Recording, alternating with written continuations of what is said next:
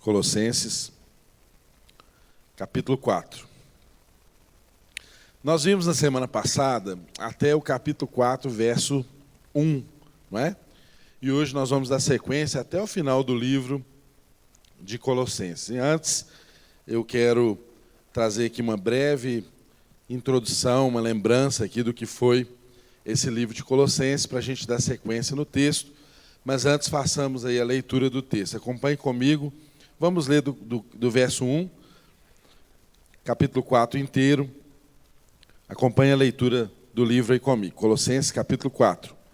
Senhores, tratai os servos com justiça e com equidade, certos de que também vós tendes Senhor no céu.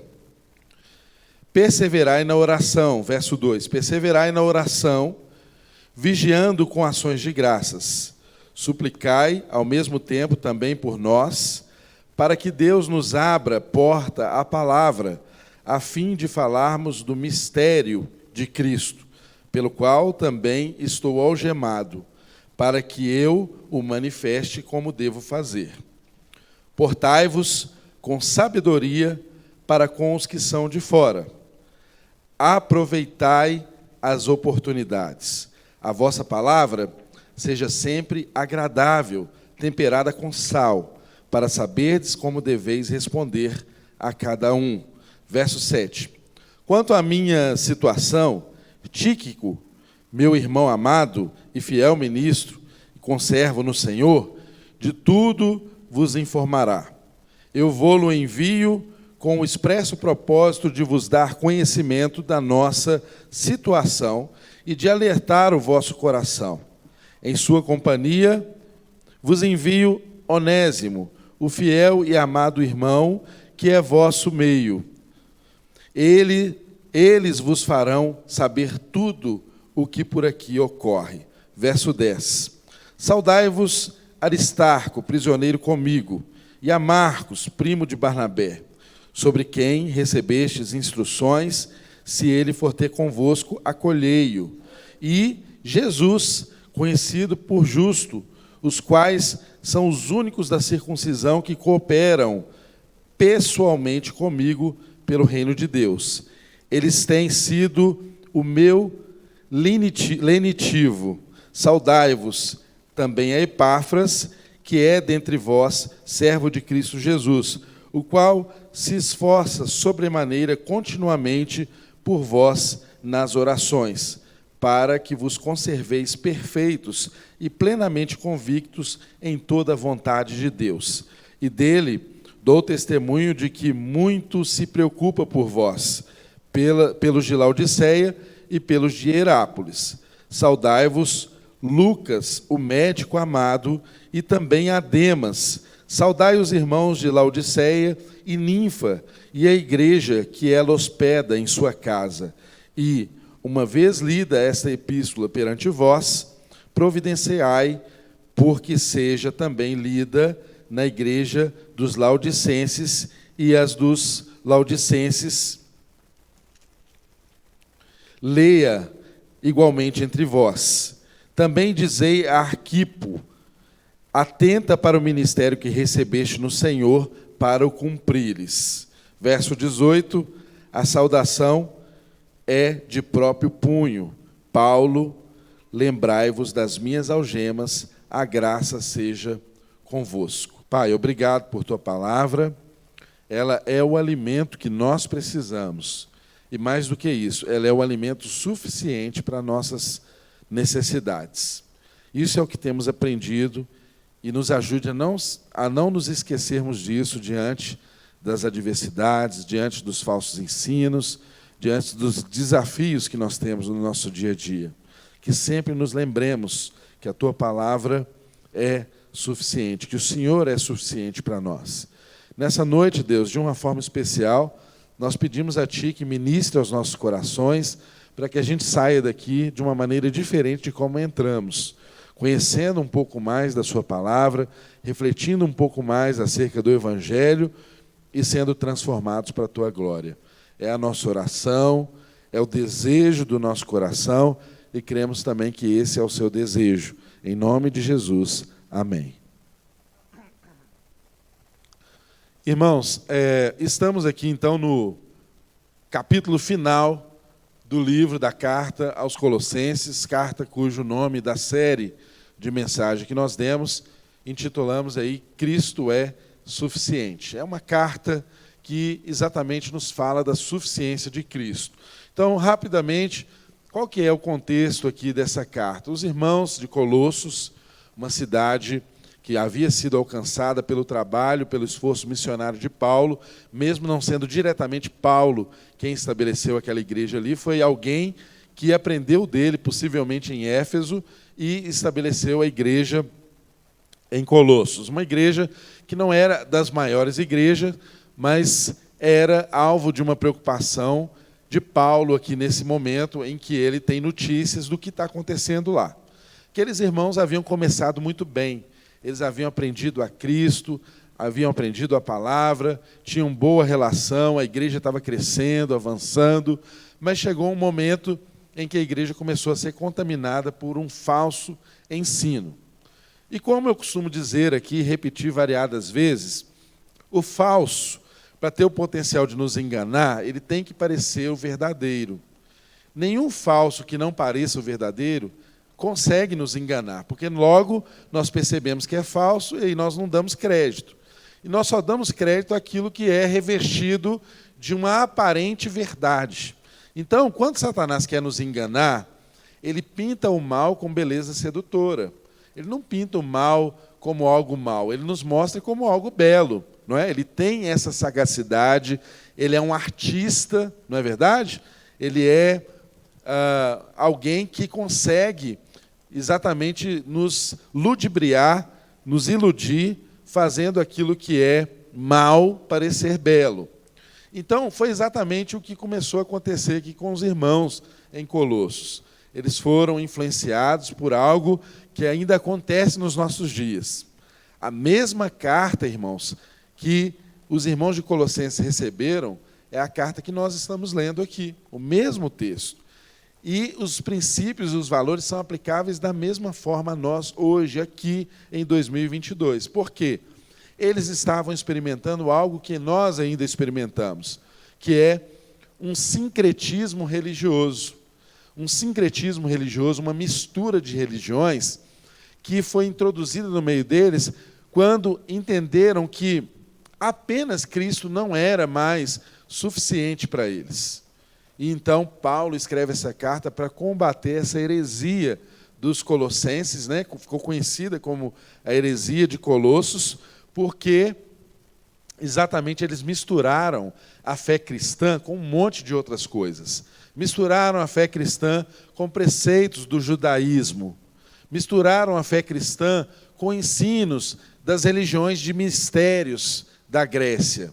E começaram a criar um sistema religioso em que incentivava as pessoas a adquirir um conhecimento especial, uma gnose especial. Aqui iniciou-se o que chamamos, e que um tempo depois veio a se consolidar como um movimento chamado de gnosticismo, que era um movimento que ensinava que para acessar a Deus, para conhecer Deus, para relacionar com Deus, o homem tinha que ter um conhecimento especial, uma revelação especial. E aí você categorizava pessoas conforme o que elas fizessem, conforme esse envolvimento com o sincretismo religioso. Aqui era uma porta aberta, como nós vemos hoje, para o esoterismo, não é? Como nós vemos hoje pessoas que vão, por exemplo, à missa no domingo e durante a semana vão em uma religião de outra natureza, de outra confissão, completamente diferente do cristianismo. É muito comum nós vermos isso. E é comum nós vermos até mesmo dentro das igrejas evangélicas alguns ensinos que nos levam a sincretismos, a misturas, que nos faz acreditar num sistema religioso que exige de nós algo além daquilo que é Cristo. E tudo que passa de Cristo, irmãos, é desnecessário para nós, porque Cristo de fato é suficiente. E Paulo, para combater esse tipo de ensino, ele precisou doutrinar esses irmãos, o que ele fez nos primeiros capítulos, e depois ele fez uma aplicação dessa doutrina nas relações.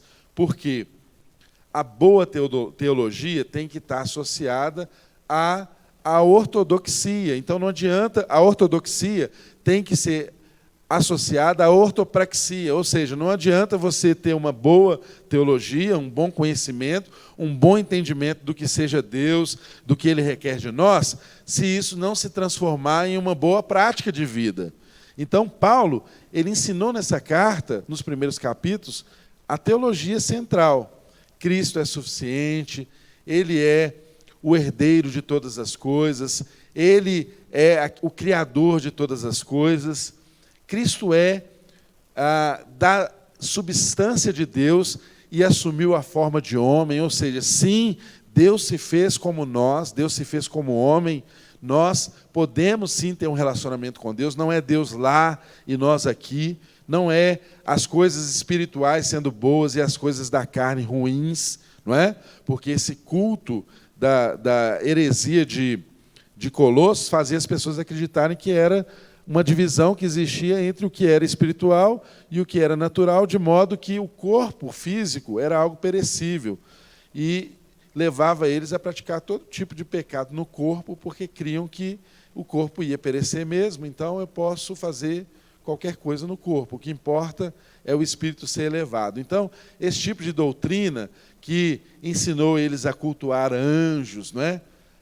Começou a ter um ensino de culto a anjos, que para acessar a Deus você precisava adorar ou aplacar a ira de Deus através de entidades que ficavam entre Deus e os homens, ou seja, quebrava a intermediação de Cristo, né, e do sacrifício dele na cruz por nós. Ou seja, tudo que faz o sacrifício de Jesus não ser completo por nossas vidas é herético e deve ser rejeitado. Então, esses irmãos enfrentaram isso e Paulo ensinou os princípios da palavra e os aplicou nas relações, como nós vimos nas últimas semanas.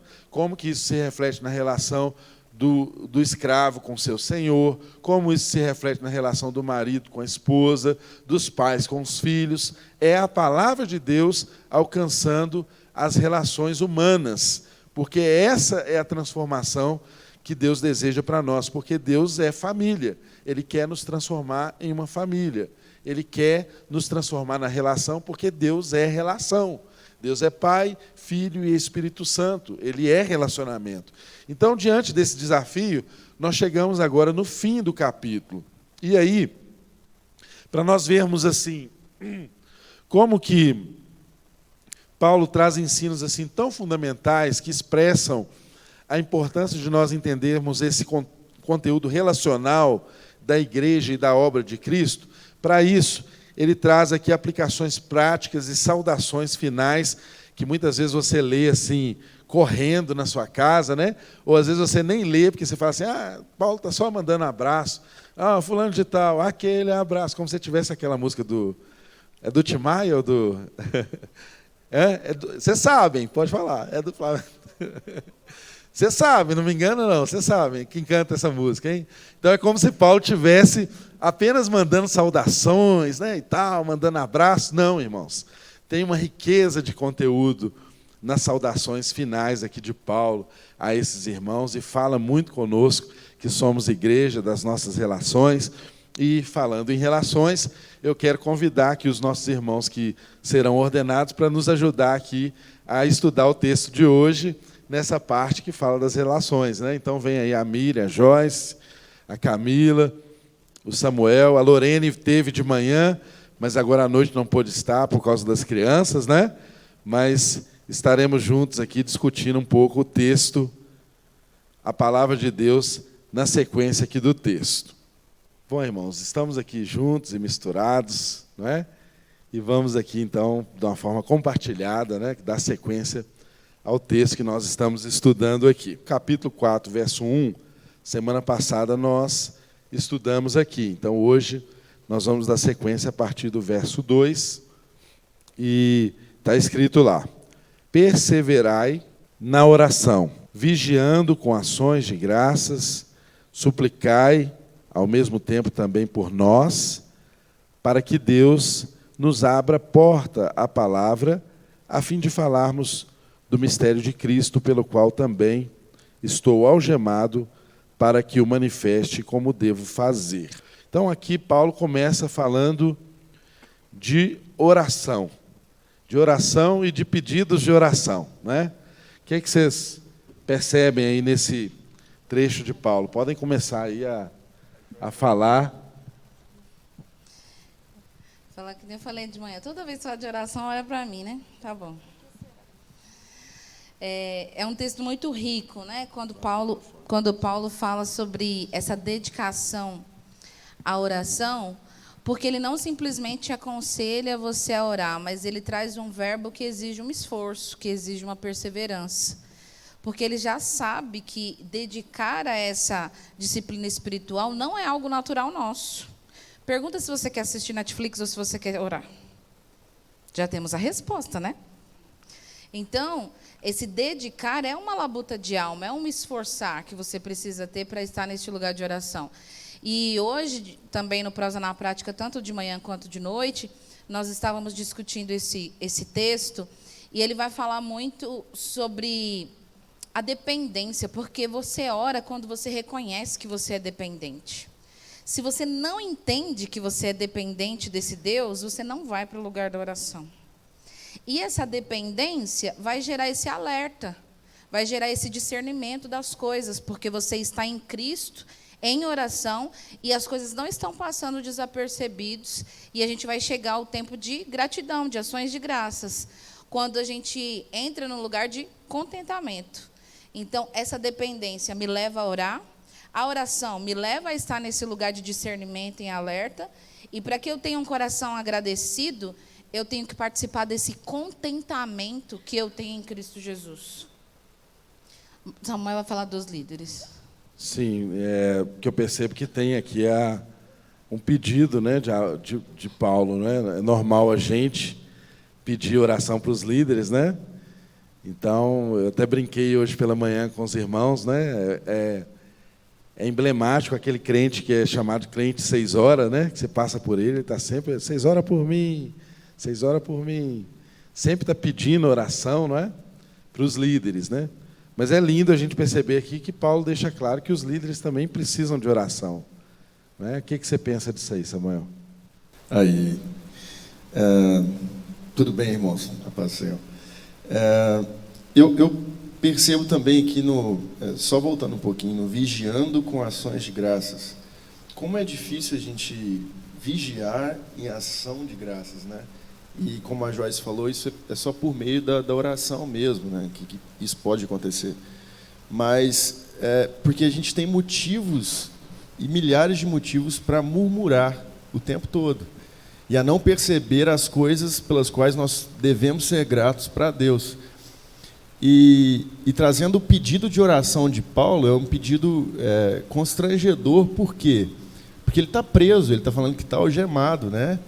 E numa questão assim, ele estava numa prisão domiciliar, mas em muitos momentos da vida dele, ele esteve realmente algemado. Mas o pedido dele não era para ser solto.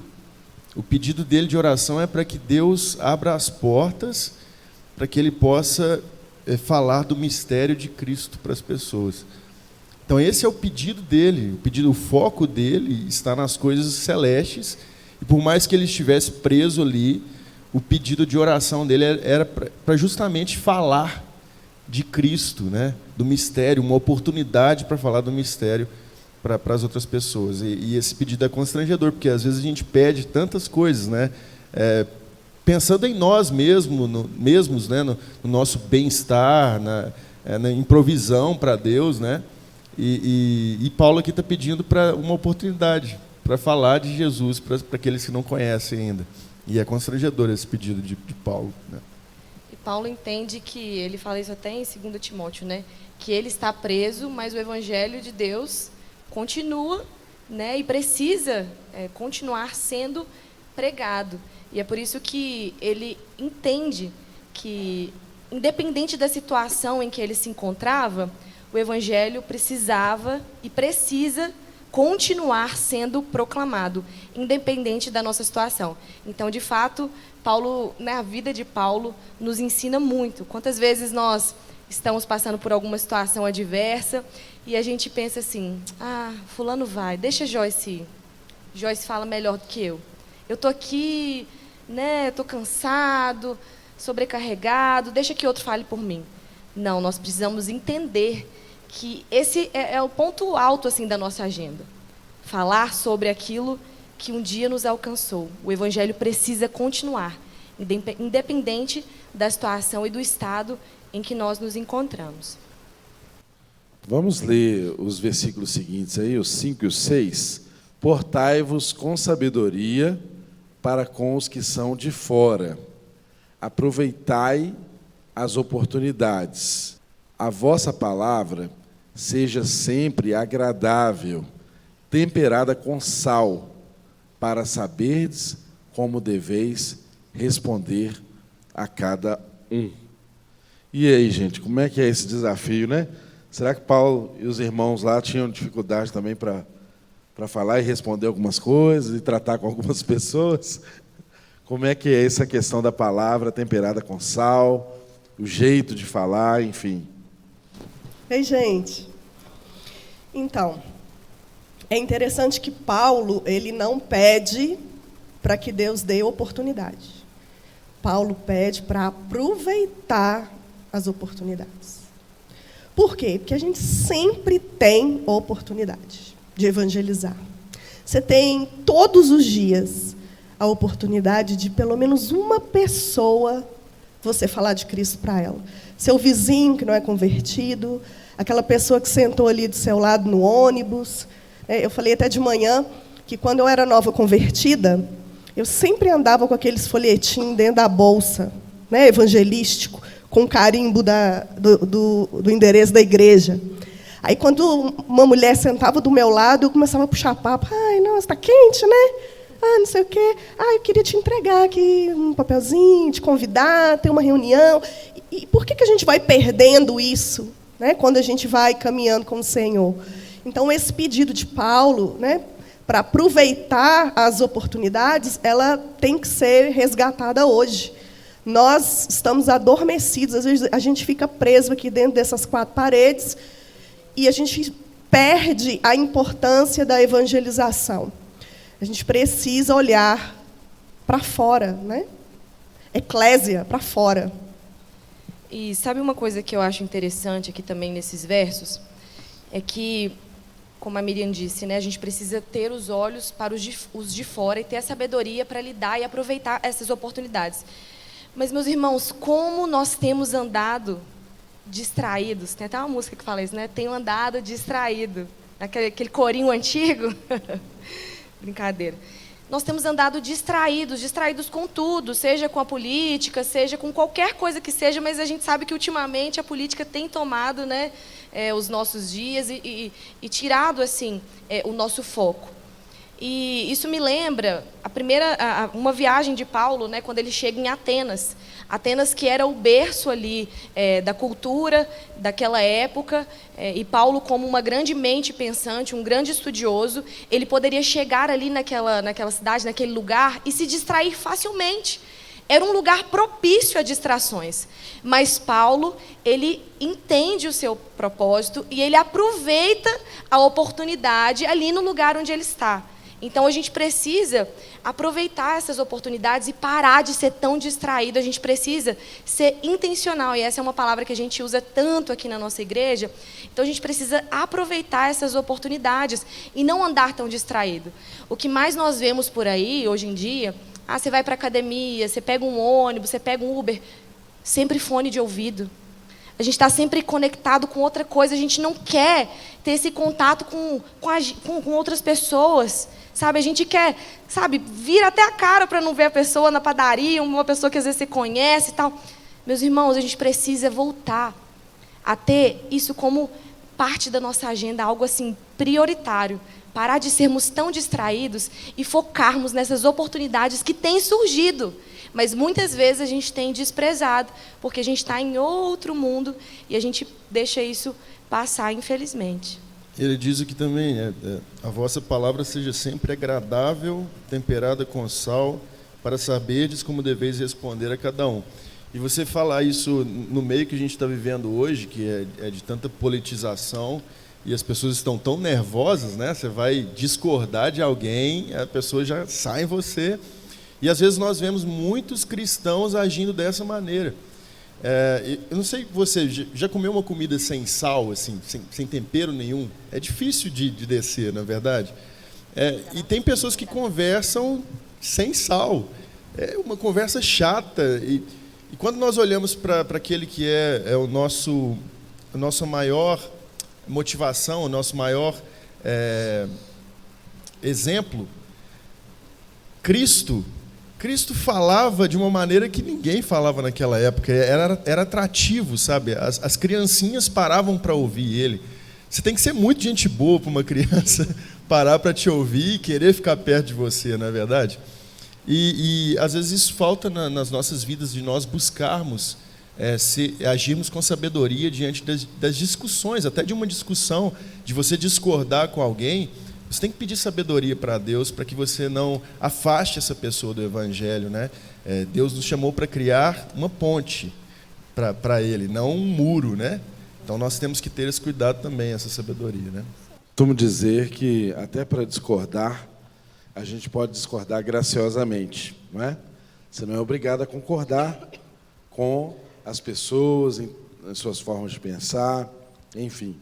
Mas você, como cristão, é chamado para agir com graça. Então, você não precisa ficar nervoso, raivoso, enfim, por discordar, não é? Então, quando a palavra aqui nos ensina esse desafio aqui que Paulo está trazendo para os irmãos, ele está dentro de um contexto, né? Ele está num contexto de pessoas que estão combatendo uma heresia. Olha como que é difícil combater uma heresia. Você quer xingar aquele povo todo, né, que está fazendo errado, né? Você quer chamar eles de herege para baixo, né? E pedir para o fogo do céu queimar aquele povo todo, né? Como o discípulo fez. Então, é algo que nos ensina muito. O apóstolo Paulo está dizendo, olha, a gente ganha o ouvido das pessoas com uma atitude graciosa, com a palavra temperada com sal. Tem que ter sabedoria no falar. Você pode discordar, mas discorde graciosamente. Você não precisa ser mal educado com as pessoas porque você discorda das pessoas. Eu tenho, particularmente, uma dificuldade muito grande de perceber, inclusive, de alguns púlpitos de igreja, pregadores que tratam as pessoas, né, como de um jeito diferente que o Espírito Santo de Deus trataria. Eu não consigo entender o Espírito Santo de Deus chamando alguém de imbecil, não é?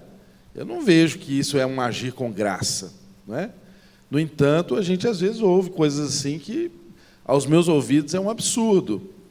Eu não vejo que Cristo faria assim com as pessoas, mesmo quando ele estivesse nervoso, né? Mesmo quando ele jogou para o ar aquelas barraquinhas lá no templo, né? Que vendiam coisas nos lugares que não deviam vender, fazendo a casa de Deus um outro objetivo na casa de Deus. A ira dele produzia, não é, justiça, era uma ira que não produzia discórdia, enfim. Então, é uma reflexão muito importante para nós como igreja, porque ele está dizendo que o nosso testemunho com os de fora também parte da forma como nós falamos a eles, como as nossas palavras se manifestam. Então, cheios de razão, cheios de justiça, mas também cheios de graça.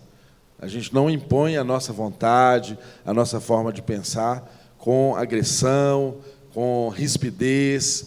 Sempre na nossa boca cai bem palavras temperadas com sal. É a nossa amabilidade que tem que ser conhecida dos outros, não é? A palavra de Deus nos ensina isso, que os discípulos dele seriam conhecidos pela forma de amar uns aos outros, e não pela forma de impor. Já imaginou se toda semana a gente subisse aqui para pregar a palavra e ficasse apontando o dedo para vocês e acusando vocês de coisas, né? Que seriam acusações contra nós? Quando eu aponto um dedo para você, tem 3 para mim, não é?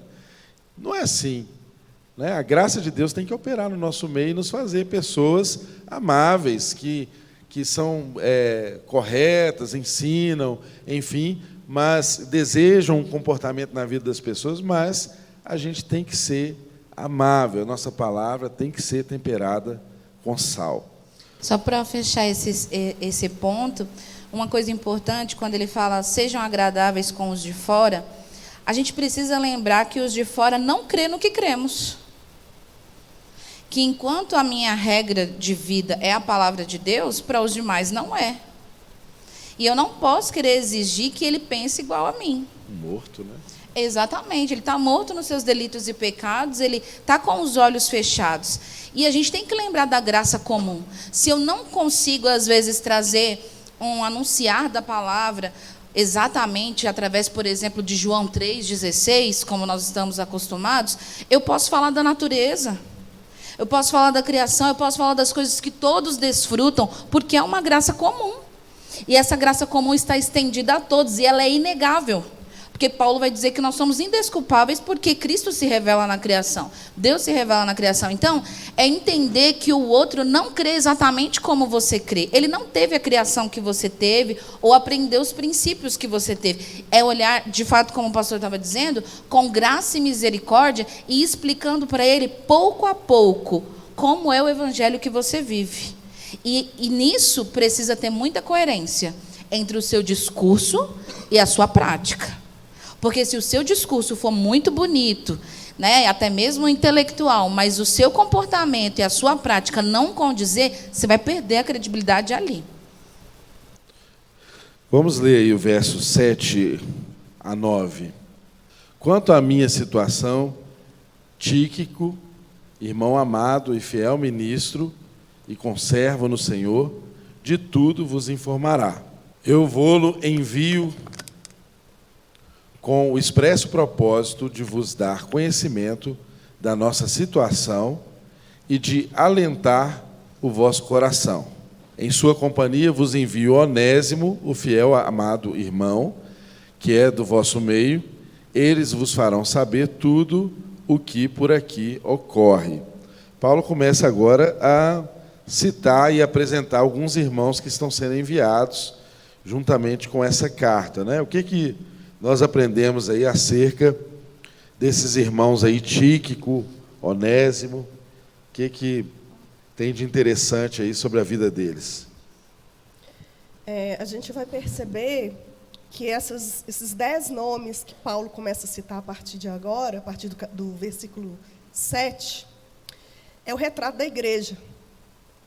Toda igreja vai ter a maioria das características dessas pessoas aí. Tíquico era um auxiliar de Paulo, era o carteiro, né, de Paulo, que levava as cartas para as cidades onde Paulo precisava enquanto ele estava preso. É aquele tipo líder que fica muito nos bastidores, que não aparece muito, mas ele está ali muito fiel, sempre disposto a ajudar, sempre presente. E Tíquico, ele representa aquela fidelidade, né, de muitos irmãos com a liderança. Então, é muito lindo ver como Paulo ele cita Tíquico, porque ele vai falar assim, o comprometimento dele e a função dele, expressamente, é comunicar para vocês aquilo que eu estou falando. Por quê? Porque a gente vai lembrar que Epáfras foi até Paulo para ter aconselhamento, então Paulo está dando a resposta para aquela igreja. Então, muitas vezes a gente fica, mas ninguém está me vendo, o que eu estou fazendo ninguém percebe, eu não tenho um microfone na mão, eu não apareço, às vezes eu fico lá na intercessão, no cantinho, ou então eu estou ajudando aqui na diaconia, ninguém me percebe. Isso no reino e na igreja não existe. Cada função, cada chamado, cada dom é importante para o reino, né? E Tíquico representa isso. E muitas vezes ele ajuda a redigir as cartas. Paulo está ali se ditando para ele, e no final a gente vê Paulo falando, agora eu estou assinando de próprio punho, porque antes provavelmente era Tíquico ou outro, né, de alguma outra carta que estava fazendo isso por ele, não sabemos por quê, mas eram aquelas pessoas que estavam ali dispostas a fazer aquilo que era necessário fazer em prol do evangelho. Alguém quer falar do irmão Onésimo aí? Nome aí, hoje vocês estão vendo esses enfeites aqui, só para contextualizar os irmãos, nós tivemos hoje aqui pela manhã uma apresentação de crianças, né? Tivemos 4 famílias apresentando seus filhos aqui à igreja. Então, nós até aproveitamos e demos as sugestões de nomes aqui, que o texto está bem rico hoje, né? Onésimo, é um nome aí para o filhinho, né, Joyce? Graças a Deus que a minha filha é Laura. É Laura. Mas Onésimo, a gente precisa lembrar que Onésimo é o escravo fujão, né, lá do livro de Filemão. Então, Onésimo tem a oportunidade de se converter ali através de Paulo, e Paulo faz recomendações à igreja de como recebê-lo. Como é importante uma recomendação a alguém? E ele fala no texto para que recebam ele como um de vocês. Onésimo, ele não, no contexto em que está ali, ele não sai com uma reputação boa. Ele sai como alguém que fugiu porque fez coisas erradas. Então, quando você volta, as pessoas já te olham com um olhar torto. Mas Paulo diz, olha, eu quero que vocês recebam eles como um de vocês, porque agora ele foi regenerado. Ele é uma nova criatura em Cristo Jesus. Isso, como igreja, nós precisamos aprender, que é essa restauração dos relacionamentos. Pode ser que você conhecia o seu vizinho e ele fazia coisas erradas. Mas a partir do momento que ele conhece a Cristo Jesus, ele foi regenerado, e a sua visão como cristão é olhar para ele como uma nova criatura. E isso é muito difícil para nós, porque nós criamos estereótipos das pessoas, né? Então, a pessoa que, de repente, usava drogas ou que vivia na prostituição, a gente acha que ela nunca vai mudar, e que mesmo que ela está ali na congregação, um mês isso daí vai acabar. A recomendação das Escrituras não é assim. Deus restaura as pessoas, Deus restaura relacionamentos e Ele transforma. E nós precisamos ser esses agentes que vão acreditar na transformação das pessoas. Então, Paulo, ele faz essas recomendações, e eu tenho certeza que Onésimo foi recebido naquela congregação com um olhar muito diferente do que seria se ele chegasse ali sozinho. Trazendo reconciliação também, né? É o olhar de Deus para a igreja e para toda a humanidade mesmo, né? Ele dá essa importância, e não é porque nós estamos aqui, por exemplo, que somos diferentes, né? Ou que Deus tem um olhar especial para nós e não para vocês ou outras pessoas, não. Deus tem o mesmo olhar, e a gente precisa entender isso e agir dessa maneira, né? Eu lembro uma vez que eu estava na praia e eu estava tocando violão, e chegou um cara drogado, assim, começou a cantar comigo, mas cantar muito alto e nossa, estava terrível. E eu pensei assim, nossa, eu vou parar de tocar aqui, porque, cara, estou passando vergonha aqui com ele, né? E aí o Espírito Santo falou no meu coração, olha, da mesma maneira que eu recebo o seu louvor, eu recebo o louvor dele também, né? Eu estou recebendo aqui. E foi um milagre que aconteceu, porque os efeitos da droga naquele momento do rapaz saíram, e ele teve uma reconciliação com Jesus. Então, o que Paulo está falando aqui para a igreja, né, é assim, olha, olhem para ele com carinho, amem ele da mesma maneira que eu olho para vocês, né? Então, ele traz esse ministério da reconciliação, e ele vai trazer mais para frente também, né, que a gente vai ler depois. É interessante a gente ver aí também algo importante, é que Paulo está enviando esses irmãos para dar testemunho desses irmãos, e ele envia esses irmãos para contar sobre a vida de Paulo também. Então, Paulo é um líder que compartilha a vida, né? Ele dá notícia para os irmãos sobre o que está acontecendo com a vida dele.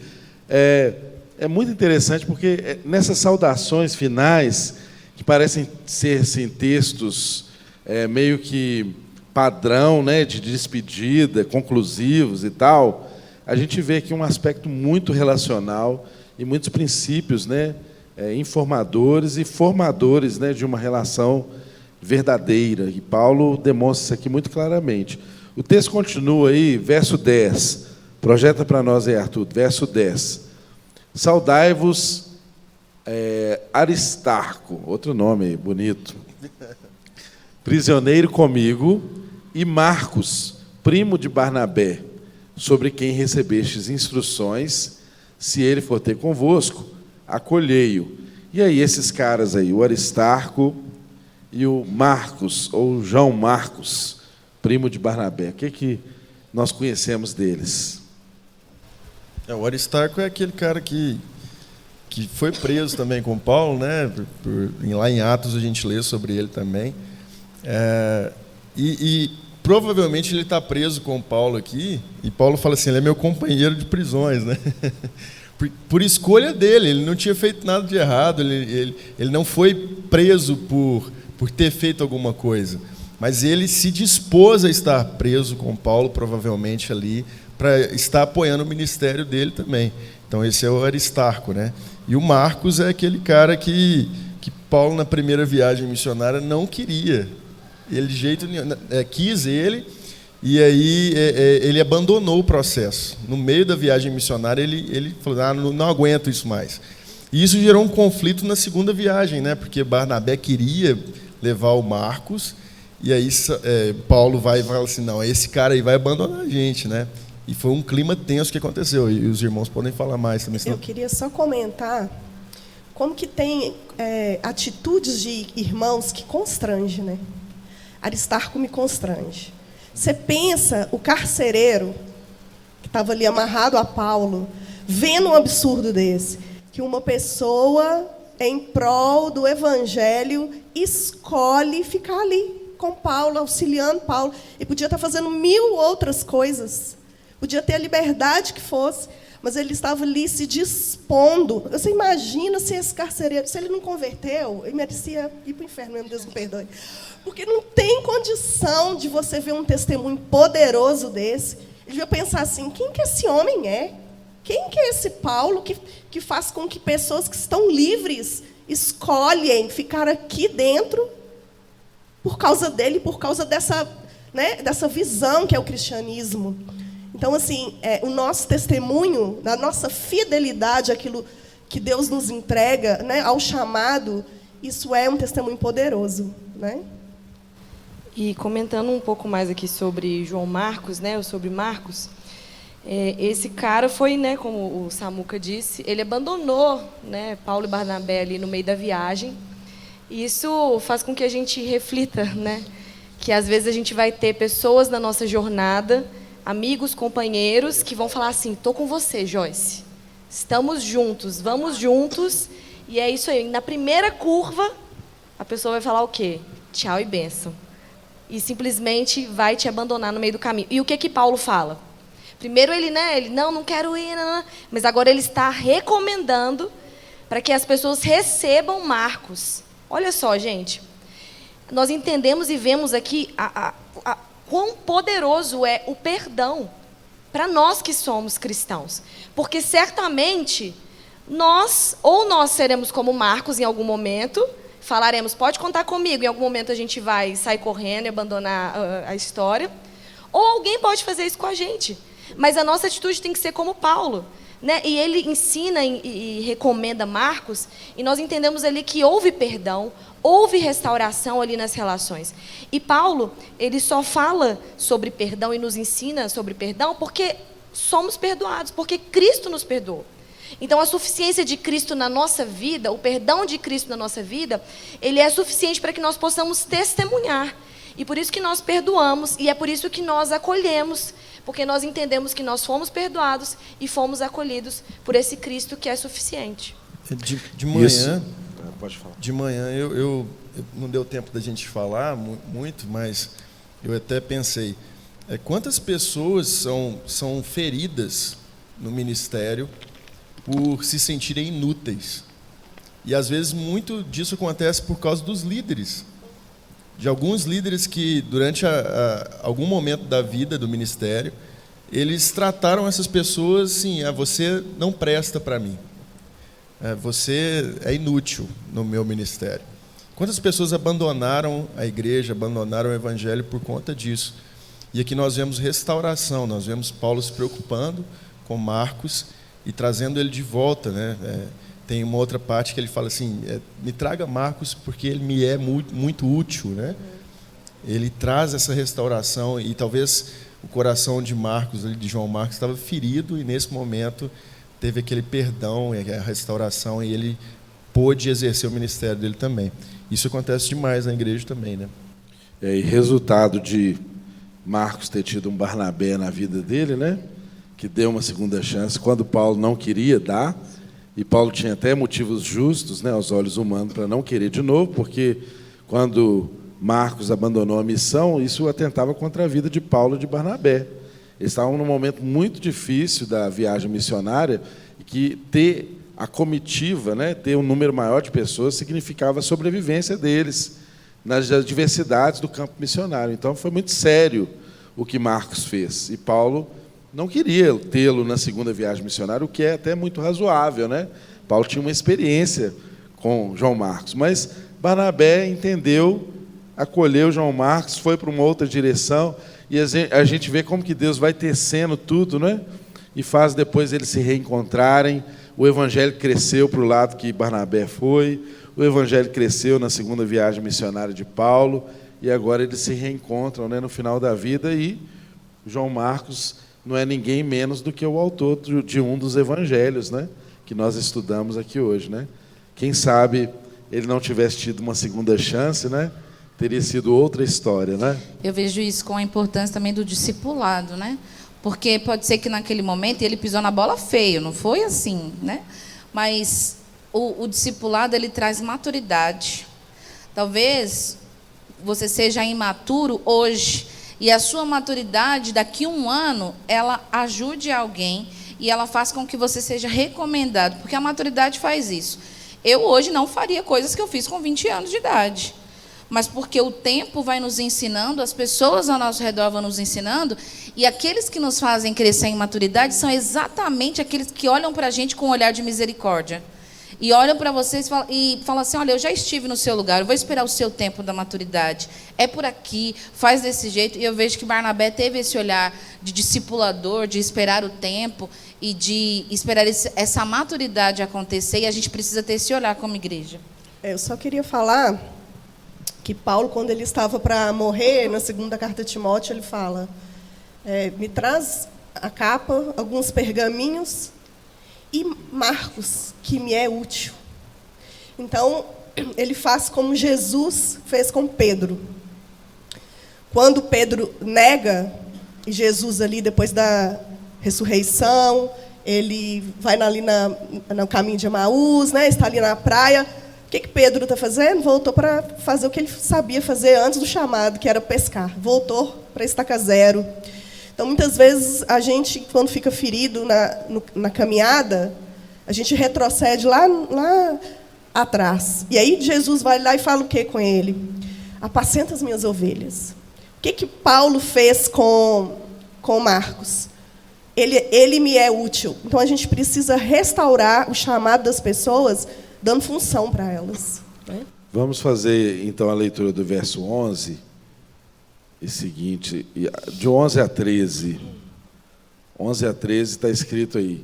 Ele dá sequência, né? E fala assim, e Jesus, conhecido por justo, os quais são os únicos da circuncisão, que cooperam pessoalmente comigo pelo reino de Deus.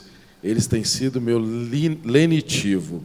Saudai-vos, Epáfras, que é, dentre vós, servo de Cristo Jesus, o qual se esforça sobremaneira continuamente por vós nas orações, para que vos conserveis perfeitos e plenamente convictos em toda a vontade de Deus. Então ele fala aí de um Jesus, né, que era um nome muito comum naquela circunstância. Ele fala aí também de Epáfras, né? E ele fala aqui, quando ele fala de Jesus, conhecido por justo, ele cita Jesus juntamente com os outros como os únicos da circuncisão que davam apoio para ele, né? A gente pensa, às vezes, o ministério de Paulo como um ministério muito popular, mas é o contrário, né? Era extremamente impopular fazer o que Paulo fazia e andar com Paulo, né? O nosso chamado é bem impopular, né, gente? Ser chamado para o ministério pastoral é bem isso. Às vezes as pessoas acham que é a popularidade, que está muito rodeado de gente, mas no fundo, é por isso que Paulo fala para orar por ele também, porque é um lugar de solidão, né? Por isso que vocês precisam olhar para a gente com muita misericórdia e sempre estar orando, intercedendo, porque a gente sempre contar com vocês, a gente está em serviço, edificando a igreja, mas nas nossas lutas, nas nossas batalhas, a gente está até falando, a gente precisa se encontrar. A A gente precisa estar junto, né, se cuidando, o pastor Silvio, o pastor Bruno, cuidando da gente, porque é um lugar solitário. E era exatamente assim, né, com Paulo. E Jesus, o justo, ele representa essas pessoas que observam essa necessidade, né, de ser diferente da maioria. Porque a maioria, os judeus, rejeitaram Paulo por causa do cristianismo, mas Jesus, o justo, ele representa essa parte da igreja que olha e fala, não, a gente precisa estar perto, a gente precisa ser fiel, a gente precisa cuidar. E Paulo fala que ele deu ânimo, né? Muito ânimo. Então, sabe quando aquela pessoa chega para você e fala assim, ô fulano, orei por você hoje, estava orando lá, fazendo meu devocional, lembrei de você, orei por você. É isso. Assim, quando isso chega aos nossos ouvidos, é um bálsamo. A gente fala, oh, meu Deus, que maravilha, né? A gente se sente tão cuidado e afagado. Jesus, o justo, representa esses poucos, né? Que simplesmente olham e falam, eu estou aqui para ser o que está faltando. O que está faltando? É isso. Então, é companhia, eu sou a companhia. É oração, eu sou a oração. Porque a rejeição é muito grande no chamado, né? E acho que a rejeição é muito grande no chamado, principalmente nesses dias em que a igreja está vivendo. Talvez 50 anos atrás, 40 anos atrás, se você falasse assim, eu sou um pastor, as pessoas te respeitariam, né? E te saudariam com muito respeito. Hoje, para você dizer assim, não, eu faço isso e sou pastora. Hã? Infelizmente, né, a gente caminhou para um lugar em que é um demérito, não é mais uma honra. E obviamente que se a gente fosse entrar nisso, teria muitos outros motivos, mas hoje para nós é um grande desafio exercer uma posição eclesiástica, porque o mundo não reconhece, às vezes nem a igreja reconhece, mas o mundo não reconhece, e a gente tem que lutar por essa causa. Cristo é suficiente, a palavra é a verdade, e as pessoas esperam de nós, às vezes, muito mais do que nós podemos entregar. Por isso que nós precisamos tanto de oração, sabe? Por isso que às vezes é importante que você chegue para o pastor Silvio e fale assim, ô Silvio, o que eu posso orar por você essa semana? Porque às vezes perguntam várias coisas, mas dessa natureza não. Então é difícil. E falando sobre Epáfras, a gente que está aí nessa semana para a ordenação pastoral, que não sei se vocês sabem, mas o frio na barriga é bem grande, né? Mas eu oro para que sejamos como Epáfras. Se vocês analisarem o texto e todo o que aconteceu em Colossenses, Paulo fala assim, Epáfras, que é um de vocês. Epáfras não se coloca acima. Epáfras não se coloca abaixo. Ele é um de nós. E Epáfras é aquele que Paulo fala, ele está sempre batalhando por vocês em oração.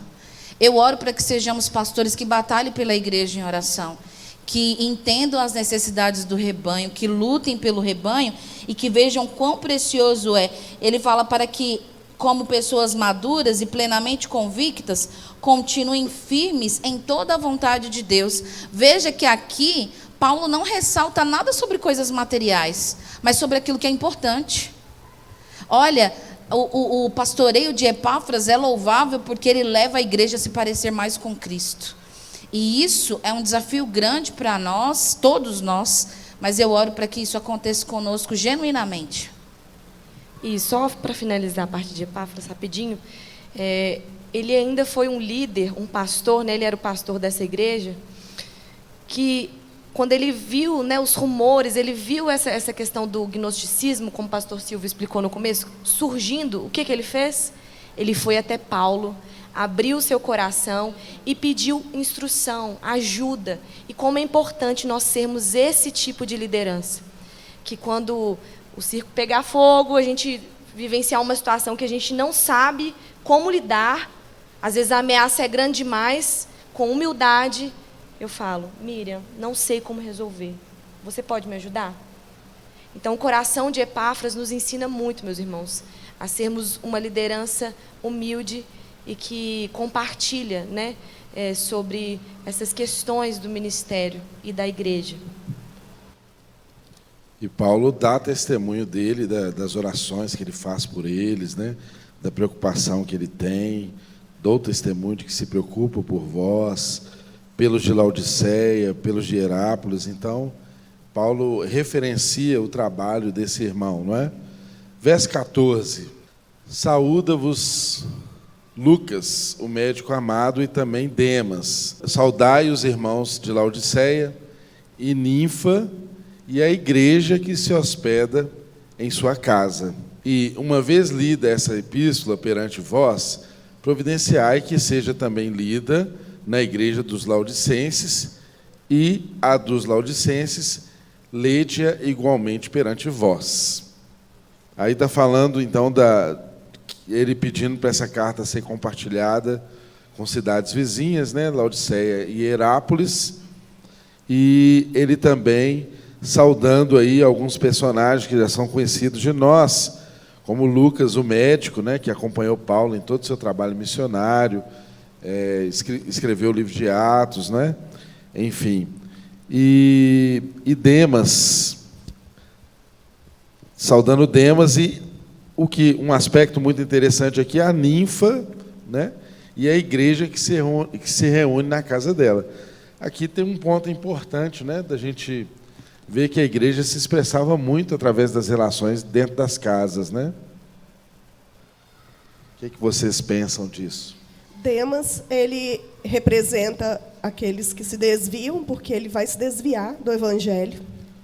Então, por isso que a gente falou que cada pessoa vai representar uma característica da igreja, né?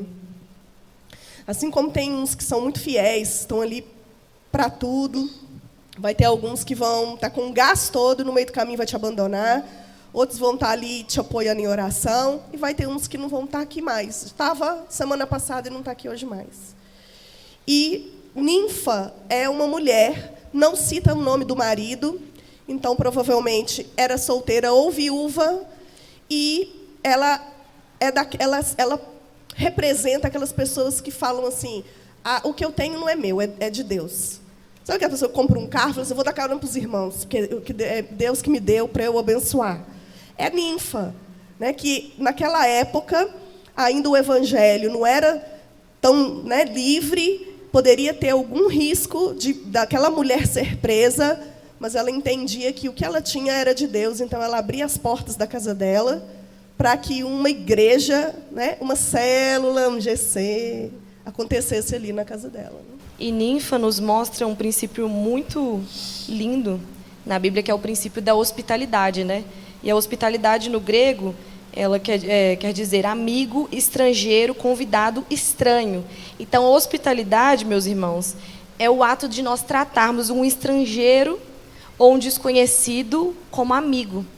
E era isso que ninfa fazia ali, ao receber essas pessoas na casa dela e receber essa igreja. Então, muitas vezes, nós recebendo um GC, ou o que quer que seja, nós estamos cumprindo um mandamento bíblico, né, de sermos hospitaleiros. Essa visão do GC, ela precisa ser muito cultivada entre nós. Essa é uma visão da nossa igreja, né? Vou trazer um exemplo prático do que nos aconteceu alguns dias atrás. Como vocês sabem, eu não sou de Belo Horizonte, sou de São Paulo. Toda a minha família está em São Paulo. E alguns dias atrás, meu marido testou positivo para Covid. Quem vocês acham que foram as primeiras pessoas a saberem? Meu GC. Porque é a minha rede de apoio. Porque é a minha família aqui. A igreja é uma grande família. Mas vocês concordam que não dá para falar com 300 pessoas ao mesmo tempo? Agora, com 10, com 15, você consegue se relacionar mais intimamente. Você consegue ser cuidado mais intimamente. Então, a gente recebeu a notícia, porque a gente achava que era uma gripe, a primeira coisa é GC.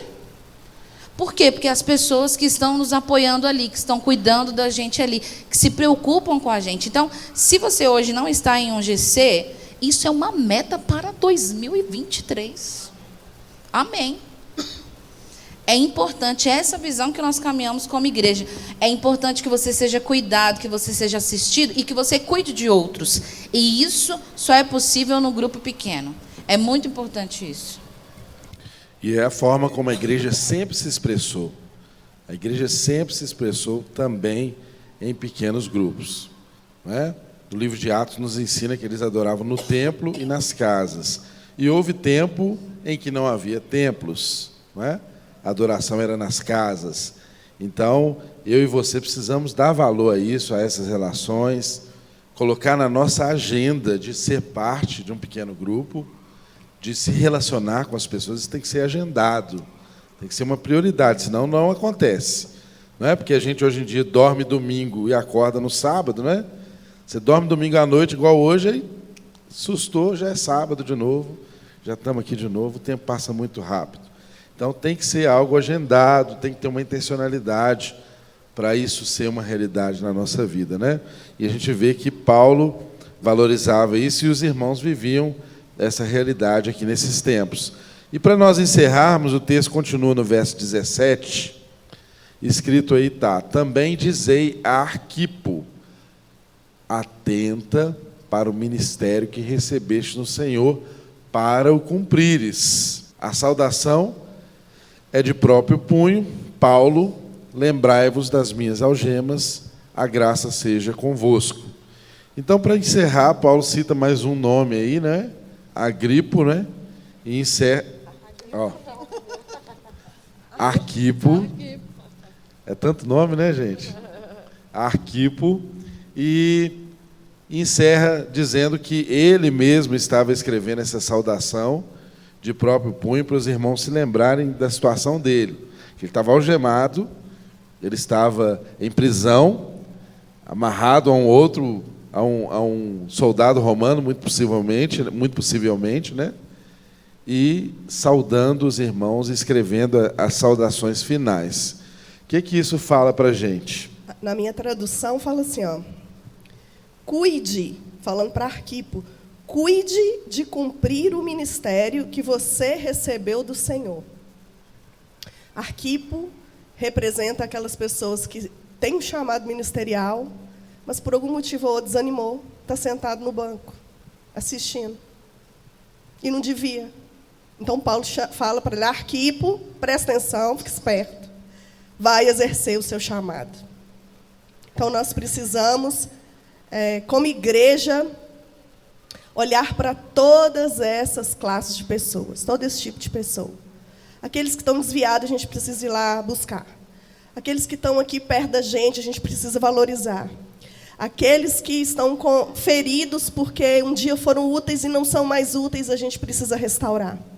Mas a gente precisa também restaurar o seu chamado e fazer com que você levante dessa cadeira, chegue para o pastor Silvio e fale: pastor Silvio, em 2023 eu quero servir.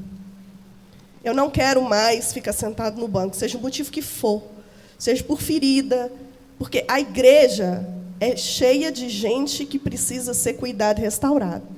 Então, como que você quer estar num ambiente onde todo mundo, inclusive os líderes, precisam de cura, de libertação, de Deus na vida dele, para você não ser ferido? Então, todos nós, na caminhada, estamos sujeitos a sermos feridos, a deixar com que as lutas nos parem no meio do caminho.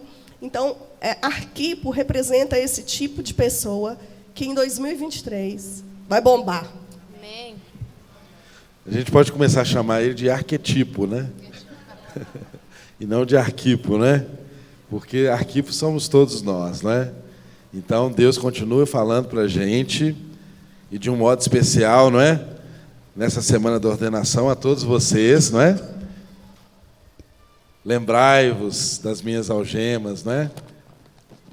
E sempre sigam, né, o chamado, a convocação que Deus fez. A gente fala que o chamado não é, eu falei isso hoje pela manhã, não é? O chamado não é um psil, né? É um chamado, é uma convocação. É Deus chamando. Então, cada um de nós aqui somos chamados por Deus.